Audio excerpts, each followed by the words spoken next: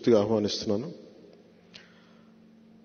నేను మీకు ఎక్కువ మాటలు చెప్పను. నేను ఒక దశాబ్దం నన్ను చూస్తూ ఉన్నారు. పిఠాపురం నియోజకవర్గాన్ని గెలిపించిన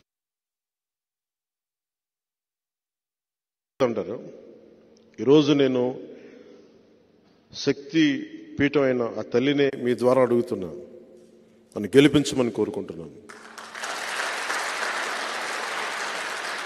గెలుపు నా కోసమో కాదు,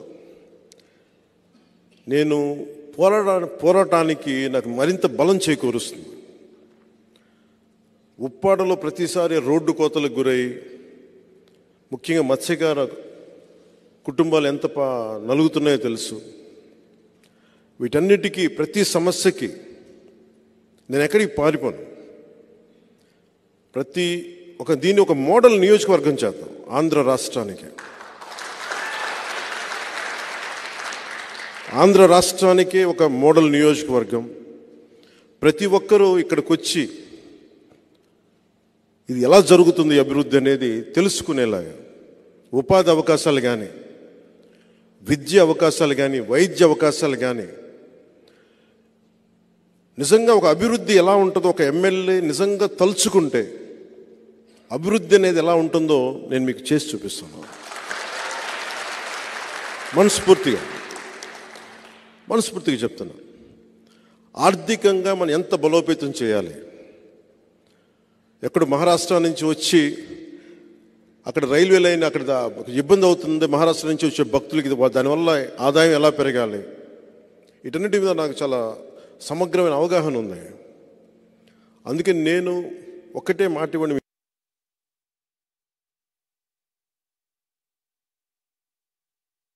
పిల్లలకి పెద్దలకి అందరికీ ఈ సభ తరపున చెప్తా ఉన్నాను. మొట్టమొదటి మాట, ఒకసారి నేను పని చేయటం మీరు ప్రారంభం చూస్తే మీరు నన్ను ఇంకెప్పటికీ వదలరు, అంత పని చేస్తాను. అందరినీ కలుపుకెళ్లే వ్యక్తిని, సమస్యని తగ్గించే వ్యక్తిని తప్ప సమస్యని పెంచే వ్యక్తిని కాదు. సమాజాన్ని కలిపే వ్యక్తిని తప్ప విడదీసే వ్యక్తిని కాదు. ఇంకా తప్పదు అనుకుంటే తప్ప నేను గొడవ పెట్టుకోను.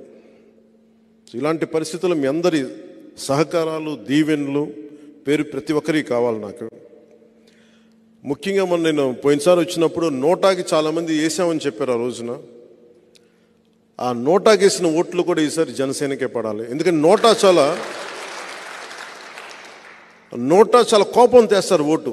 ప్రజాస్వామ్యం మీద గౌరవం ఉండి మాకు ఈ పార్టీలు పనిచేయట్లేదన్న కోపంతో నిరసన తెలియచేయటం, అలాంటి ఓట్లు కూడా పిఠాపురంలో ఎక్కువ ఉన్నాయి. పిఠాపురం మధ్యతరగతి మనుషులు ఎక్కువ. అక్కడ కడుపు కాలే మనుషులు ఎంత ఉన్నారో, ఎందుకంటే మధ్యతరగతి మనిషి అన్ని అర్థం చేసుకోగలడు.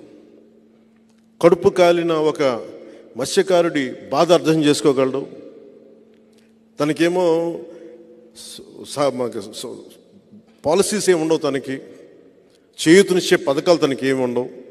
తన కష్టం మీద తన బతకాలి, అన్నిటినీ అధిగమిస్తూ ముందుకెళ్ళాలి. అలాంటి మధ్యతరగతి మనుషులు ఎక్కువ ఉన్న పిఠాపురం ఇది. విద్యా సంస్థలు కానీ నిస్సహాయంతో ఇసుక తవ్వేసుకుంటూ వెళ్ళిపోతుంటే నిస్సహాయంగా చూసే ఎంతోమంది పెద్దలు నేను చూశాను. అక్కడ నా దగ్గరికి వచ్చి మాట్లాడుతూ ఉంటే నాకు అనిపించింది, అరే నేను కనుక ఉండుంటే కొంచెం ఏదన్నా చేదోడు వాదోడుగా ఉండేవాడిని, ఇంత ఇసుక దోపిడీ లేకుండా చూసేవాడిని అని అనిపించింది నాకు. ఎవ్వరూ మన సహజ వనరులను ఎవ్వరూ దోపిడీ చేయకుండా అవసరం మేరకు తీసుకునేలాగా, అడ్డగోలుగా తవ్వేయకుండా, ఎక్కడో పిఠాపురాన్ని భయపెడతానంటే దానికి నేను అండగా నిలబడతాను.